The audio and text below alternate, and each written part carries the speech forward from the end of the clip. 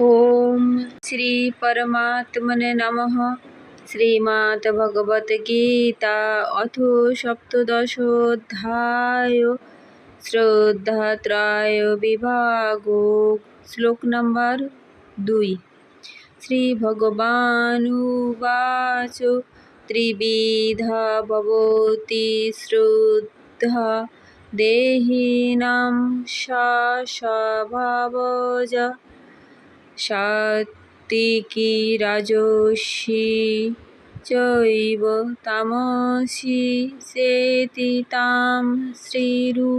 অর্থাৎ শ্রী ভগবান বললেন, মানুষের স্বভাবজাত শ্রদ্ধা 3 প্রকারের হয়ে থাকে, সাত্ত্বিকী, রাজসী এবং তামসী। সেগুলি বিস্তারিতভাবে আমার কাছে শুনুন।